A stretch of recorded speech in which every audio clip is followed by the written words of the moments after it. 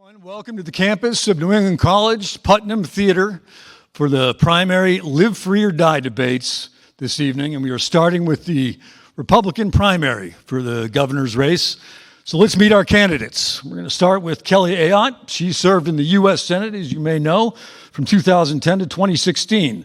Prior to that, she was the Attorney General for the state of New Hampshire from 2004 to 2009. She is a graduate of Penn State, a lifelong Nashua resident, and lives there with her husband, Joe, and 2 children. Welcome, Kelly Ayotte.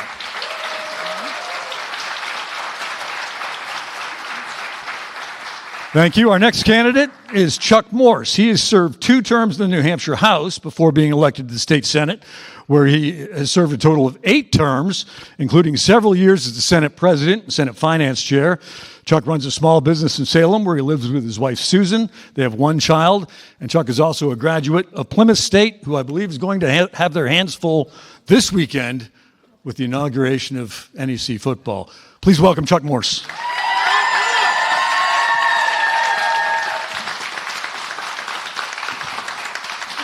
All right, the candidates are going to start with opening statements. They have 60 seconds. We flipped a coin earlier.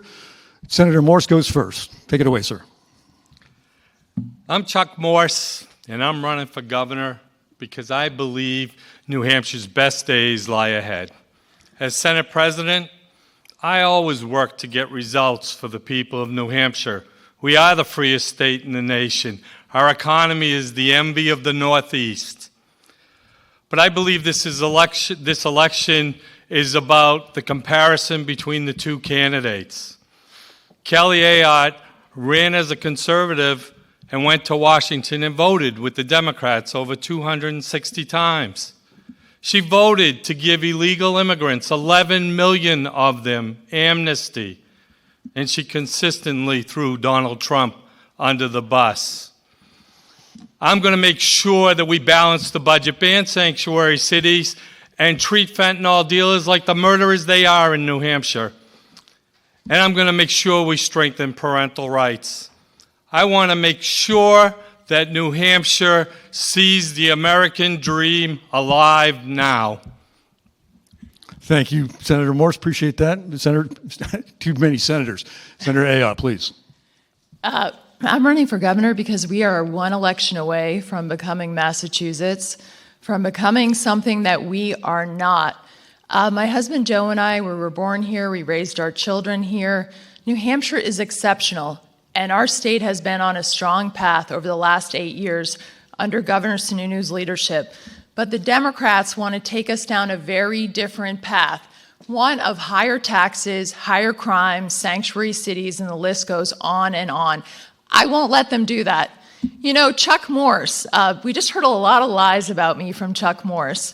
He's desperate and will say and do anything at this point. The Democrats never talk about Chuck Morse because they know they can easily beat him. But yet they call me the most dangerous threat that New Hampshire's ever seen because I will beat them. And I'll make sure that we keep New Hampshire safe, prosperous, and free. We'll ban sanctuary cities. There'll be no driver's licenses or benefits for illegal immigrants whatsoever. Fentanyl dealers and violent criminals will face the toughest penalties in the country. We'll protect your constitutional right. We will make sure that we not only protect the New Hampshire advantage, but we strengthen it. You know, live free or die is more than words on a license plate. It's a way of life. I have what it takes to beat the Democrats, and I'm not going to let them mass up New Hampshire. Thank you. Thank you very much. So now let's meet our media partners and our panelists. We have Jeff Chidester from WFEA, the Morning Update. We have Melanie Plenda from the Granite State News Collaborative, and Kevin Landrigan, who you may have read his articles before in the Union Leader, joining us. We're lucky to have them. We're going to start the debate in the Q&A portion with Jeff Chidester with a question for Senator Ayotte. Senator Ayotte, today America is faced with another school shooting. As we prepared for the state debate, the latest reports confirm 4 students were shot and killed and 9 injured at Appalachia High School in Georgia. The firearms discussion stirs immense emotion, especially at times like this. Where do you stand on firearms, and what policies would you support if elected, and how would you approach the conversation for all involved? Jeff, first of all, let me just say that I think all of our prayers go out to the victims of this shooting and to, and to the families involved. But in New Hampshire, we're one of the safest states in the nation, and we respect people's constitutional rights. I believe in supporting people's Second Amendment rights, but also we need to support our law enforcement officers and make sure that we are prosecuting criminals, that we're going after gangs and people who want to commit harm to other people. That's what I did as Attorney General. That is what I will do as governor. We also have to deal with the mental health crisis that we're facing. As we look at the underlying causes of many of these shootings, one of the unfortunate part of we keep seeing recurring instances where someone should have gotten help but didn't get help, or there were warning signs there. We need to improve that system. We need to make sure that people get help in this state, and also make sure that we enhance the number of mental health providers using our community colleges and our university system, because I think that's part of the solution in making sure that everyone can enjoy the quality of life they should in our great state. Thank you, ma'am. Same question for you, Senator Morse. Yeah, first of all, our thoughts and prayers do go out to all those victims today and their families. But I want to make sure of one thing, that we protect law-abiding citizens' rights here in New Hampshire. I think the real problem is mental health.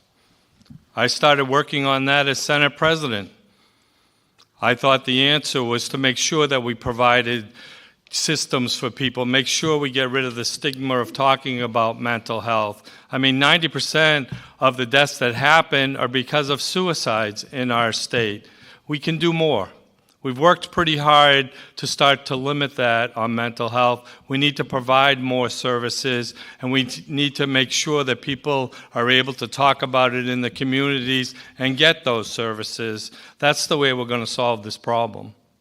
Thank you very much. Next question comes from Kevin Landrigan, the union leader. This time going to Senator Morse. Senator Morse, former President Donald Trump has said repeatedly that the 2020 election was stolen, and he was the true winner. Until yesterday, he said, actually, I lost by a whisker. Do you agree with his statements? And would you support getting rid of all the exemptions to the voter ID law, which would prevent those from casting a ballot without proper identification? You got several questions in there, Kevin, but understand one thing. I was on this campaign trail for a year and a half, and one of the biggest concerns I heard on the campaign trail was about elections. People wanting to make sure that their vote counted. That's all they were asking for. I've assured them that it counted in New Hampshire. What I couldn't assure them was it counted in the other parts of the country. I do think we need to strengthen our voting laws in New Hampshire. I do think requiring IDs is normal. I think that's just protecting your vote as a citizen in this state on all sides. And I do think we need to make sure that New Hampshire residents are voting in our state, because that's what it's all about. I will support strong election laws in our state. Senator Ayotte, same question for you. Do you think the election was stolen? What about voter ID? Joe Biden has been our president over the last 4 years, but he's been a disaster. And the most important thing is that we have a change in November. That's why I'm supporting President Trump and J.D. Vance, because we can't have open borders. We've had less safety. We also have had higher prices for people. So that, to me, is important. And I think the Republican Party is unified on making sure that we have that change in November. When it comes to our voter ID laws, you should have to be a citizen. You should have to live here. And, you know, I appreciate what our local officials do here in New Hampshire. But if you look at some of the ways we could strengthen our laws, making sure those affidavits, I mean, there's not a lot of follow-up on that. Like, making sure that you actually live here is important, so that when you're voting for your representative, that's the person who's going to represent you in the coming years. And I believe everyone should have the right to vote, but if you're not actually a resident of here, then you should vote in the state that you are a resident of. Fair enough. All right, moving on now to this pocketbook issues on the minds of a lot of folks. Melanie Plenda from the Collaborative. Thank you. First question's for Senator Ayotte, by the way. Thank you. Senator, with the rising cost of living and everyday goods impacting New Hampshire residents, what specific policies would you implement as governor to reduce these expenses? And how would you ensure that your approach effectively addresses both short-term relief and long-term economic stability for Granite Staters? Melanie, well, part of the high rising cost of living in New Hampshire, obviously, is because of inflation and some of the decisions that have been made in Washington under the Biden administration. So a change in Washington will help that, but what can we do here in New Hampshire? We have to protect and defend our tax advantage. The Democrats that are running for governor, their first answer is going to be to raise taxes. We can't raise the tax burden on hardworking people in New Hampshire. And as governor, I also want to look for ways we can return dollars locally, whether it's property tax relief. In addition to that, housing. Right now, we do not have enough supply of housing. It is so expensive, so we need to build more housing in this state and make sure the state process is better so we can partner with local communities in doing that. And energy costs. Energy costs are some of the highest in the nation. We need more energy in this state, energy of all forms, and I think we need to look toward future technologies too, like small modular nuclear, and position New Hampshire for that so that we can produce our own energy. But we've got to drive those costs down because it's really hard living in New Hampshire with our energy costs. Same question for you, Senator Morse.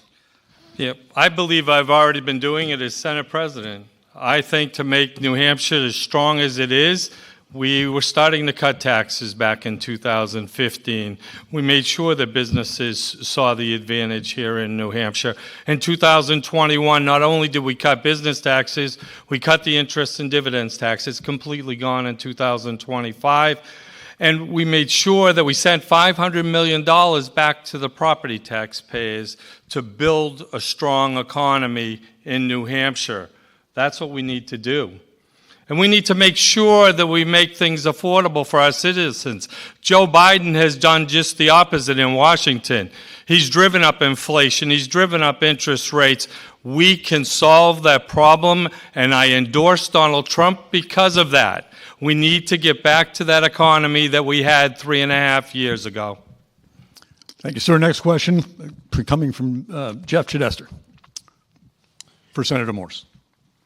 Senator, in 2023, Republican Governor Chris Sununu dropped his long opposition to allowing adults over 21 to purchase marijuana for recreational use. Since then, the road to potential legalization of recreational marijuana has stumbled. How would you explain your position on recreational marijuana to the citizens of New Hampshire, and what guidance would you convey to the New Hampshire legislative branch on this issue? Yeah, I think my record's pretty clear on where I stand on marijuana, recreational marijuana. I do not support it. And we approved small amounts of marijuana to be available, and we've approved medical marijuana in our state. And as I campaigned, I went out and asked this question of many people that are teaching in rehabs, and many people that are actually in colleges and talking to the students and all. And I said, really, where does New Hampshire want to be on this? And the fact is, probably the best summary that I saw on the whole trail was a woman I talked to while I was campaigning a week ago.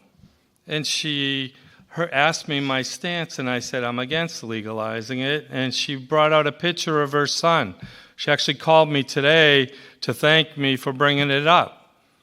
But she said marijuana was what started her son down the path that he died from. And it's really, in her opinion, we shouldn't be legalizing it. And all those organizations that I talked about, they said the same exact thing. We shouldn't legalize it in New Hampshire. So if a bill landed on your desk, yes, you would veto it? Yes. All right. Same question for you, ma'am. I agree with Chuck on this issue. I have one fundamental question when it comes to legalizing marijuana. Will it improve our quality of life? And I think the answer is clearly no. We've seen the impact of the studies that show that an increase in mental health instances and illness between those aged between 15 and 25. We're already struggling with mental health issues for our young people. Why would we add that to the mix and say this should be legalized? Traffic deaths in states that have legalized marijuana, they've seen an increase, and we haven't yet found the way to measure it in the way we do alcohol.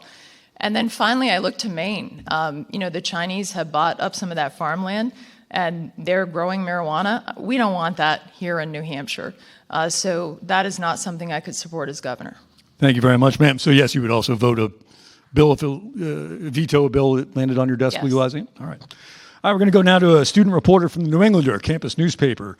Kyle Dobry is the editor-in-chief. Kyle, stand up, ask the question.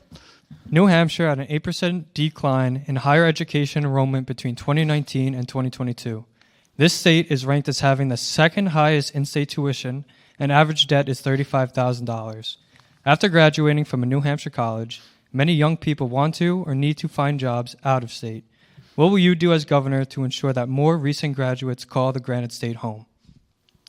Thank you, Kyle. There's no doubt as we look at higher education in New Hampshire and the fact that we want to keep more young people like you here in our state. So as governor, we need to make sure that we are creating and really recruiting the best businesses for those high-paying jobs here. We have some of them already here in New Hampshire. I served on the board of BAE Systems, which is our largest manufacturing employer. We're always looking for talent, especially in the engineering space. But also, you see what's happening in Manchester with Dean Kamen, the Army project with regenerative medicine. There's going to be a lot of biotech jobs there. So making sure that we're marrying up our university system so that you're getting the right skill sets and that we're also connecting you with some of the great employers in New Hampshire for those jobs that are there, because we want to keep you here in New Hampshire, and I would work hard to do that as governor. Thank you, ma'am. Same question for you, sir. Yeah, I think we need to start earlier.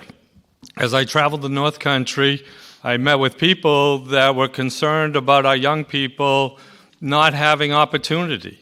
And I really think it starts with marrying up our high schools with our community college system and our businesses, and we create this opportunity in New Hampshire. Not everyone's going to go to a 4-year college. We need to create an opportunity they can start to earn their degrees earlier in life. And when they get out of college, they're not saddled with debt. Then they can purchase a home in New Hampshire and they can make a career in our state. I think we can help create this atmosphere in our state through the governor's office. I really do believe a governor can connect all these things together. We started working with community college systems. We started getting kids credit in high schools. Now the kids are asking, can we start working earlier in the industry? That's a federal issue, but let's get it solved.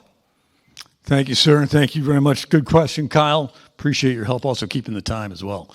We wouldn't be able to have these debates. It certainly would make it more difficult if we didn't have our great sponsor, AARP New Hampshire, and they conveyed a couple of questions that they would like to relay to the candidates, and I'll be reading those. Across New Hampshire, 168,000 Granite Staters help their loved ones remain in their homes and communities. These family caregivers sacrifice time and money and provide $2.8 billion annually in unpaid support in the state. How will you help family caregivers here in New Hampshire? And Senator Morse, start with you. Yeah, I think everything that we do in this category is about building a successful economy in New Hampshire, and we're doing that. We have one of the best economies in the Northeast, which allows us to create a safety net for our seniors. That's what we've done. We're able to start to invest in things like keeping seniors in their houses, and that's an important part of how I governed as Senate President. I didn't want them going to nursing homes. I wanted them staying home as long as possible. And that's the economy that we have to create in this state. And I started doing that as Senate President. As governor, I'll get the job done. Thank you. Same question for you, ma'am. Caregiving is so important in our state. In fact, when I was in the Senate, I actually helped form the Caregivers Caucus. And as governor, first of all, Health and Human Services, making sure that their interface with the elderly, that we empower people to stay in their homes.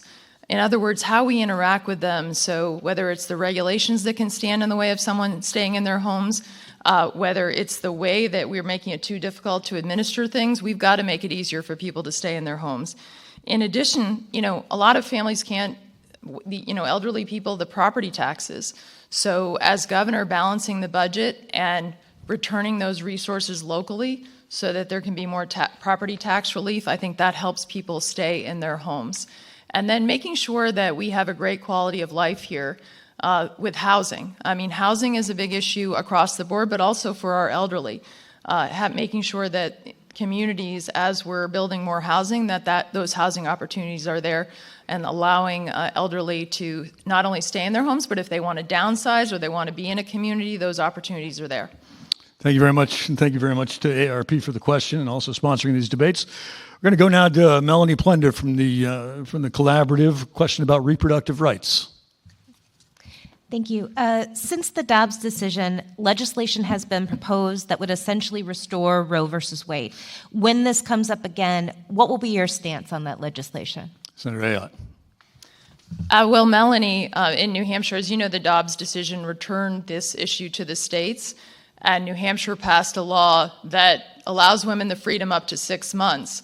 So I would say in that sense, it's at least as really in terms of the trimester system of Roe versus Wade, 6 months would really fall certainly within that.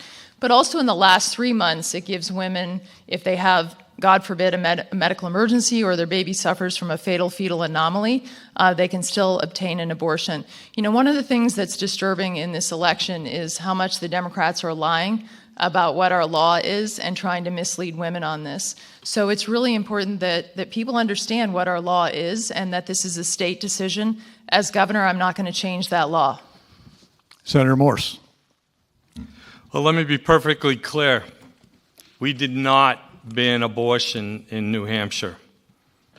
You know, I certainly cared about this. I talked to my wife. I talked to my daughter. I talked to the women in the Senate. And what we passed was that in the first 6 months, a woman could work with her doctor and her family and make a choice. In the third trimester, we said we're going to ban late-term abortions. We'll protect the life of the mother, but we're banning late-term abortions in New Hampshire. And I believe in states' rights, and I believe that's where this decision should be decided. I supported that issue as the Senate President, and I support it today. Thank you, sir. Next question, Jeff Trudester for Senator Morse on energy.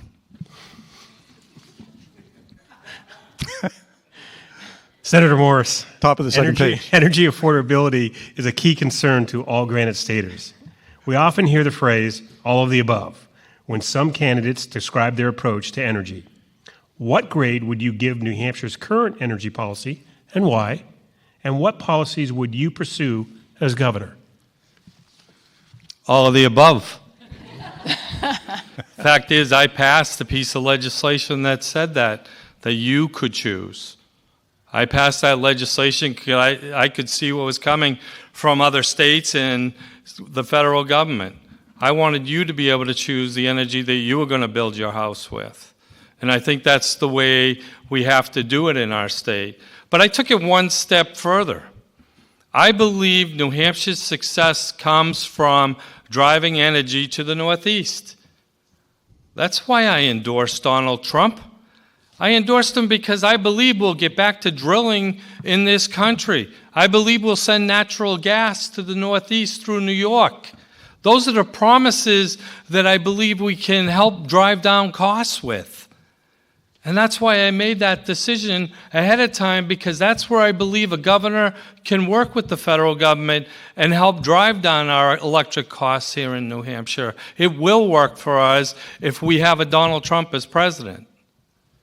Senator Ayotte, how would you grade out New Hampshire's energy policy and what would you do differently? Well, first of all, I totally agree with all the above, and we do need a change in Washington. I mean, when I was a senator, I supported the Keystone Pipeline, for example, and of course Biden killed it when he got into office, and Obama, they tried to kill it too. So I think, though, in terms of New Hampshire, we really do need to expand the energy that we have. And what I would like to do, I already mentioned new technologies like small modular nuclear. And if we don't position our state on a regulatory basis to be an early adopter of those new technologies, we'll be behind on it. And ratepayers will pay the cost. So as governor, I look at our neighbors, and I also look at, by the way, the plans the Democrats are offering. Cindy Warmington has a plan to make us net zero by 2040, basically would eliminate combustion engines. That's not New Hampshire. We're not going to eliminate the vehicles that you drive to try to meet some goal that's actually even more liberal and aggressive than Massachusetts. So we need to stop those kinds of proposals, and that's what this election is about. But as governor, I'm going to be ratepayers first and looking for ways to have more energy in this state so that we can drive energy costs down. Quick follow-up on energy policy to both of you. Some years ago, Northern Pass was in the news quite a bit. Would have brought hydropower down from Canada, but it also would have carved a bit of a swath in New Hampshire's landscape. Is that something you would be open to revisiting, Senator Ayotte? No, I wouldn't. I didn't think it was the right thing for the North Country at the time. I don't think it is now, unless they would bury the lines. And by the way, when they had a similar project in Vermont, they buried the lines. I think the beauty of our North Country is worth doing that. So I also look at this wind proposal in the offshore, off of New Hampshire, and that's going to destroy our fishermen and our fisheries. So, these green energy projects, as they're pushed, you got to look at how much cost is going in it, what is the return. We're not going to destroy other people's livelihoods, and we don't need to do that, by the way, to have more energy that drives down costs in New Hampshire. We have other energy sources like natural gas, but obviously nuclear, other ways we can do that without destroying the beauty of the North Country or without destroying the livelihoods of our fishermen. And Senator Morse, some time ago, Donald Trump indicated that he would use eminent domain to put together a project like Northern Pass. Obviously, you're supporting him, but is that something you would consider as governor? No, we've heard the North Country loud and clear. The fact is, I think Donald Trump was talking about something coming with natural gas that would come to the Northeast and create all that energy that we need in the Northeast. We need to make sure we're driving energy so that we can drive down electric costs. That's very important to our economy. I would support getting natural gas here, and I would support making our country drill for oil in our country and making us safer. Thank you, sir. Next question, Kevin Landrigan, Union Leader for Senator Morse. Senator Morse, both of you are involved in the community, so you're aware of the enormous challenges New Hampshire faces with mental health and addiction. Overcrowding at the state hospital, the crisis of emergency room boarding, the shortage of inpatient rehab resources. So what specific investments and policy changes would you pursue to ensure individuals in need of mental health and addiction recovery receive timely and appropriate care? Yeah, Kevin, as you know, I've already started to do that. In 2016, when we built that budget was balanced on the fact that we had tax cuts to drive the economy so we could raise more money, and that part worked, and we started working on mental health. We started making sure we had teams throughout the state of New Hampshire that could react to the problems in a manner that was much quicker than we were doing. I actually went to Concord Hospital during that time period, and I called Governor Sununu and I said, Governor, we've got dozens of kids sitting in the hallway, sleeping in closets, and they've been here for weeks. We need to solve the problem. We bought Hampstead Hospital because we believe that we can solve the problem in our state. And we worked hard to do all this. I think we need to do more in our state with mental illness. I think we need to make sure that people are able to come out and talk about it. That's an important part of what's going on with that, and I can certainly help get that done. Thank you, sir. Same question for you, ma'am. There's no doubt that we need to improve our mental health system here in New Hampshire. This is something that many people are struggling with, and we need to be open with this so people seek help. But often they can't get the help that they need. We have to expand the number of mental health providers in this state. There just aren't enough. I mean, I've met so many families, and if you're in an emergency, you can't wait 30 days for an appointment. So I think we should use our community college system and the university system, make sure that they have the type of training for our mental health professionals, and that is an area where I think that we should look at scholarships or loan forgiveness if you're willing to work in our state for 5 years and give back to the state of New Hampshire so we can enhance the workforce here to benefit everyone. Solution Health is adding 144 new beds. That's going to help to some extent on those who are in acute situation, but that's going to take at least 1.5 years for that to happen. So we still need to be mindful of those who are waiting in emergency rooms and make sure that we do whatever we can from the state level to get them into care as soon as possible. Thank you, ma'am. Next question comes from AARP, our sponsor. We'll start with you, Senator Ayotte. There's been some progress made in reducing the cost of drugs for Medicare beneficiaries, but big drug companies are fighting those provisions, and thousands of people under the age of 65 still need a lot of help. As governor, how would you help reduce the cost of prescription drugs for our Granite Staters? I think it's really important that we have much more transparency, especially with these middlemen, the PBMs, because they basically take a slice off the top, and they're making money off of this, but it's being passed on to the consumers. So as I look at my role as governor, anything that we could do at the state level to require more transparency, to hold those middlemen and the drug companies accountable, I think is important, because right now, as average people, their whole system, it's kind of obfuscated, and if you have an obfuscated system, it doesn't work like a market, and it doesn't really operate in a way that you can reduce costs or you can even shop around. Thank you, ma'am. Same question for you, sir. I really do think that all these things are tied together with a strong economy in New Hampshire. As governor, we can do things like open up access to Canada and things like that and fight the federal government, but nothing is stronger in New Hampshire to create the safety net than building an economy like we've built.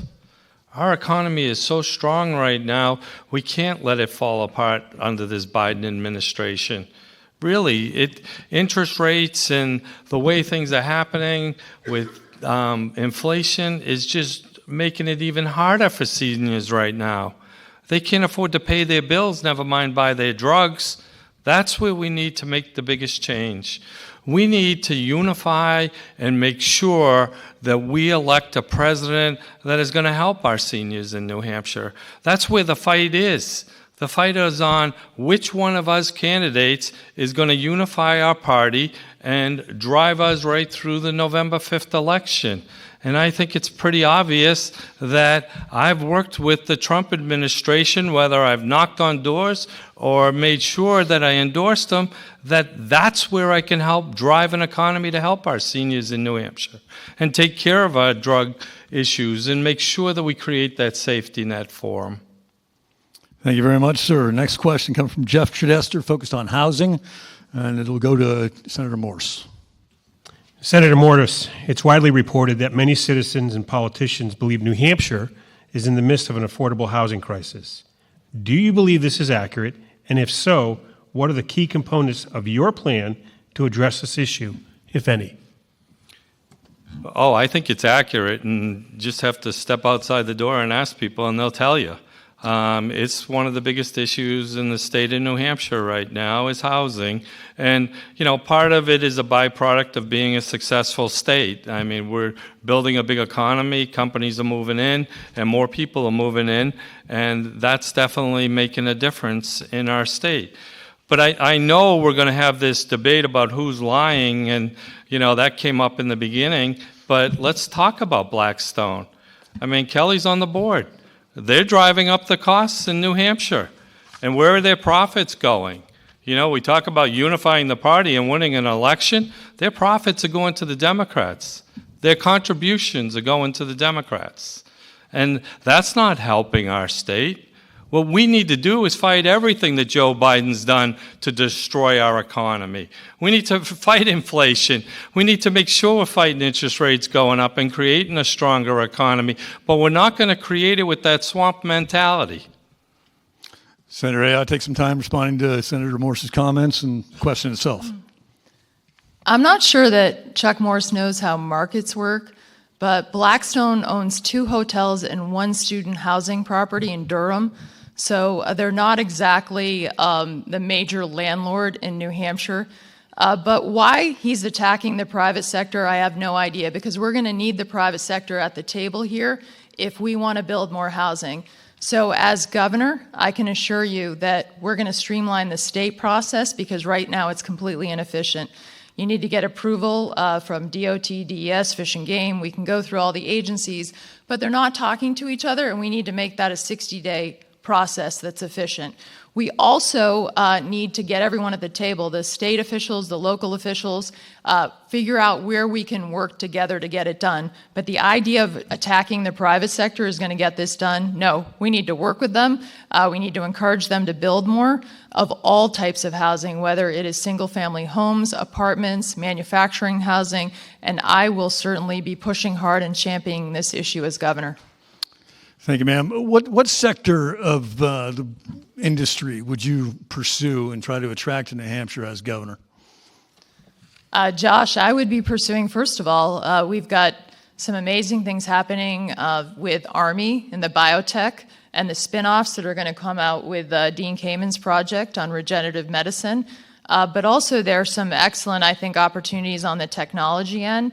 I'm going to give you an example, New Balance. They've built a plant off of a manufacturing plant, off of the airport and that great economic development area there.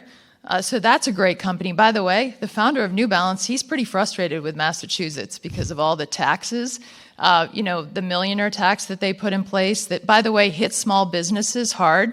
So I look forward to actually going to recruit as governor businesses, great paying businesses, excellent businesses for our state. And I actually have the private sector experience to do that, to have those conversations, and to sell New Hampshire, because we should do that so we can keep young people like Kyle here. Thank you very much, ma'am. Thank you, Kyle. Senator Morse, is there any area of industry that you find particularly attractive to recruit to New Hampshire? Yeah, but let's first be clear about what the success of driving housing in New Hampshire got accomplished by. One, we built I-93. It took 25 years.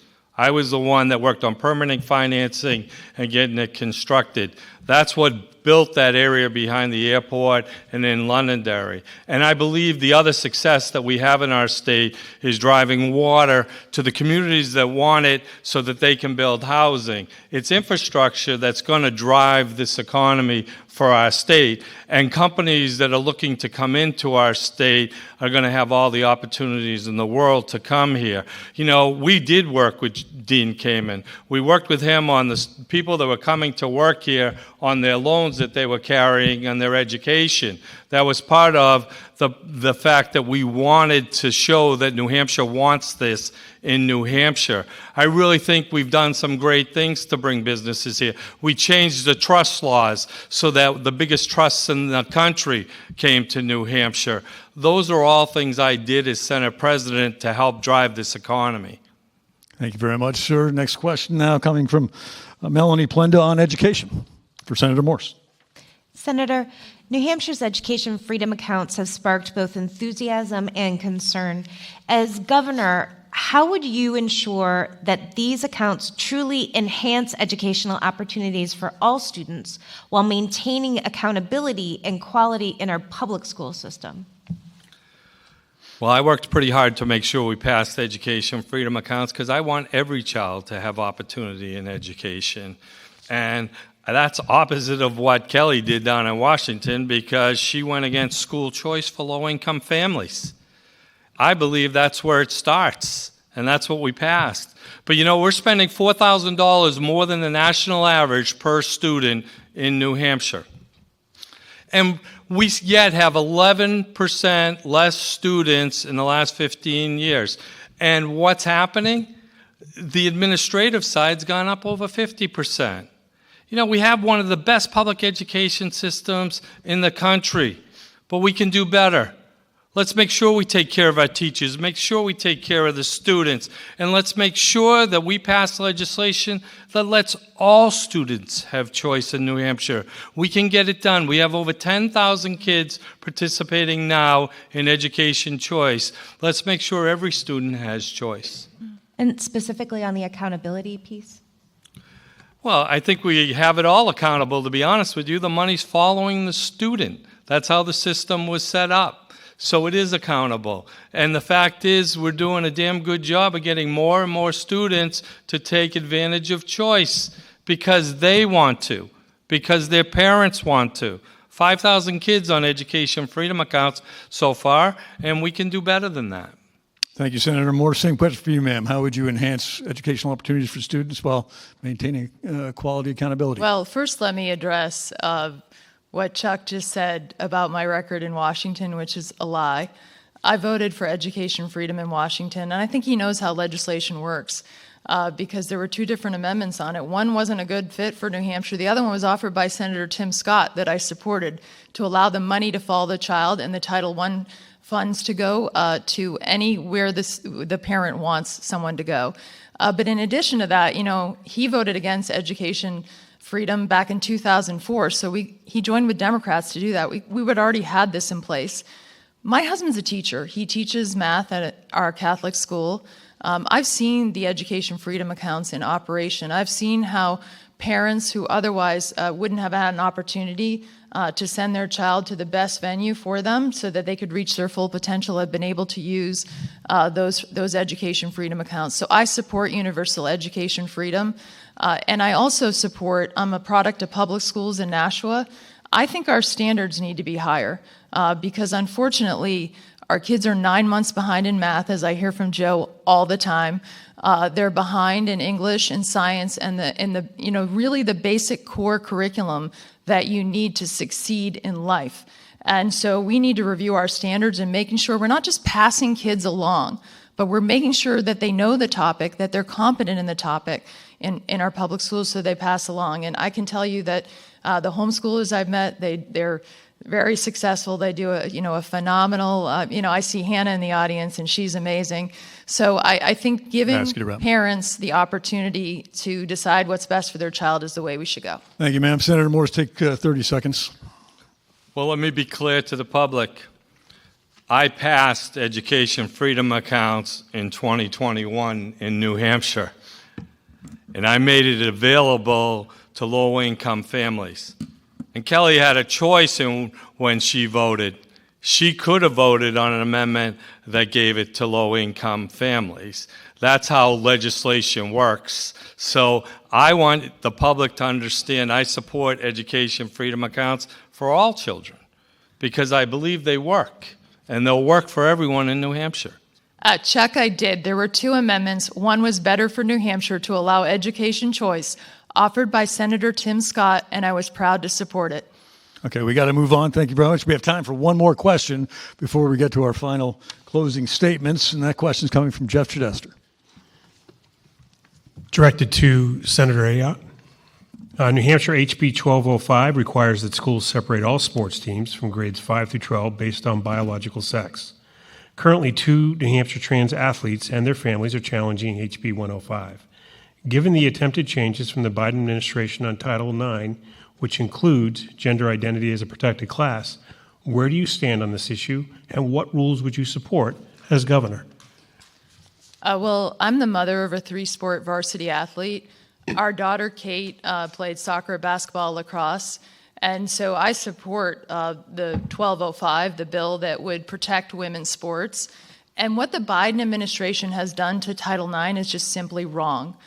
Title IX was there to protect and expand women's sports, to give women the opportunity to compete on those teams. And I know when my daughter won 3 state championships, that's a matter of fairness to give women those opportunities and safety. So as governor, I will fight hard to protect women's sports and to protect women's, privacy and safety, because that is so important. But again, I think women, they're competing at the highest levels, and they shouldn't have to compete against biological men. It's just not fair. It's not right.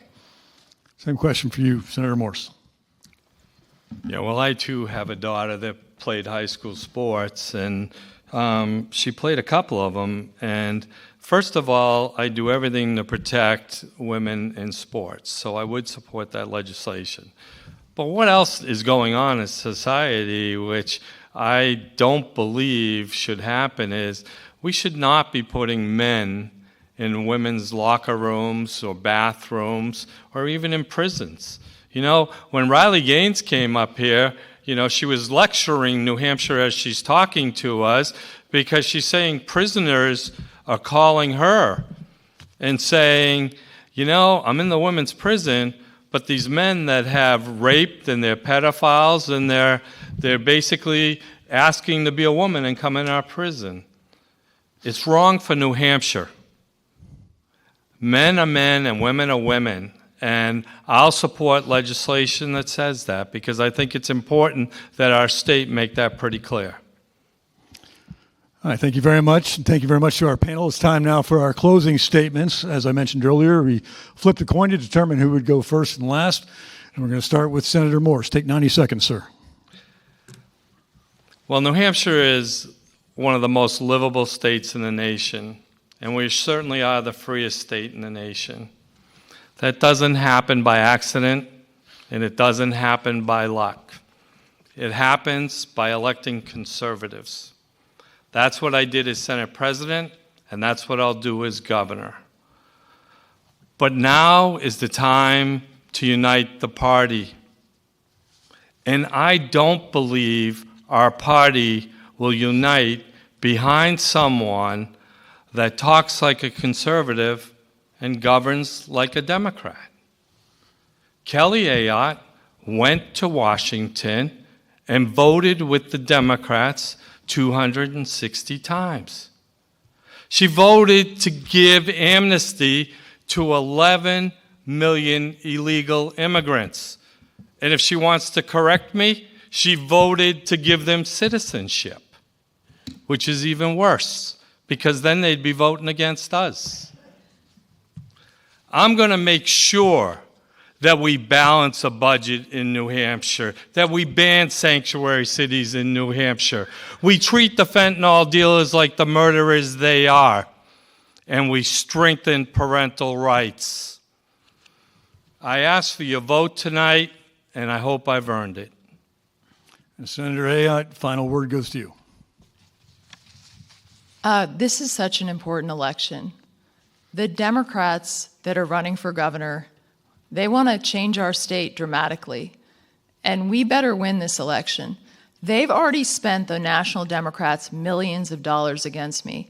You know why? Because they know that I can beat them, and we better beat them. And you know, with Chuck standing up here, citing all these statistics, he's the guy who, out of 1,200 bills, voted with Maggie Hassan 99% of the time and only voted against her 17 times. So I just want you to look, and you can go look at our website, chuckmorselies.com. It lays it all out there. But the reality is we better win in November because the Democrats will take us down the path of Massachusetts, and we can't let that happen to our great state. As governor, I'll stand strong. I'll beat them. We'll ban the sanctuary cities. There will not be benefits for illegal immigrants. We'll hold criminals accountable. We'll back our law enforcement. We will defend our tax advantage, and we will make sure parents have the rights that they should have to know what's happening with their children. And as the wife of a teacher, I want to make sure that every child reaches his or her full potential, and that means universal education freedom. So I will look forward to taking on Joyce Craig, Cindy Warmington, or any of them. They're afraid of me. I look forward to beating them. I don't think Chuck can bring this home, and we can't afford not to bring this home for the state of New Hampshire. So I ask for your vote on September 10th, and I appreciate your taking the time to listen tonight. We appreciate you both participating in the Live Free or Die debates here at New England College. Best of luck to both of you moving forward on September 10th, and thank you for the service that you both are providing. Thank you. Trying to Thank you. public service. Let's hear it for the candidates.